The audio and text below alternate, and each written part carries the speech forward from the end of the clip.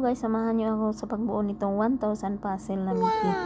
So hindi ko na papatagalin to guys, nahihirapan sa kalilisod ako nitong puzzle na to, pero anyways, enjoy naman. So ang day 1 ko ay siniparit ko yung mga kulay, siparit ko yung mga kulay niya. Tapos ang day 2 ko is pinagtagpi-tagpi ko yung frame. So ang technique dyan is isiparit mo yung kulay at tagpi-tagpiin mo yung frame para makabuo ka na, mabuo mo yung puzzle. Pag hindi mo yan gawin, hindi mo talaga yan mabubuo.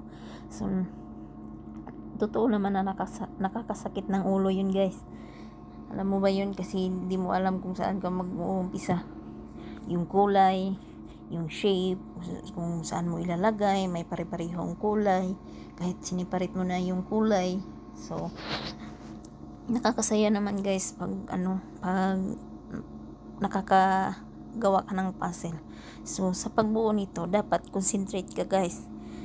Wala kang ibang iniisip, hindi ka stress. So dapat yung isip mo is active kasi nakakatalino pag gumawa ng puzzle guys.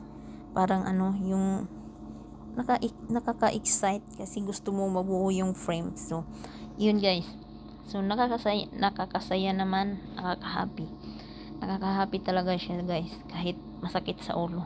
So sabi ng iba is ilang buwan lang binuo yung puzzle nila, pero sa akin guys is 10 days lang. So everyday ginawa ko ito is 2 to 3 hours, baka kasi sumakit yung ulo ko, kaya yun lang, 2 to 3 hours ko yan ginawa everyday.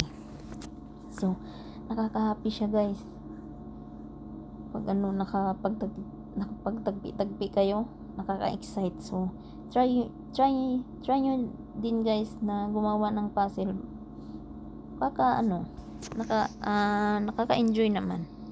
Huwag nyo lang isipin na hindi nyo mabuo, kasi hindi nyo yan talaga mabuo pag iniisip nyo hindi mabuo. So ayun, ang tindis ko is nabuo ko yung frame. So nakaka-happy lang kasi nabuo ko yung frame ng anak na Mickey.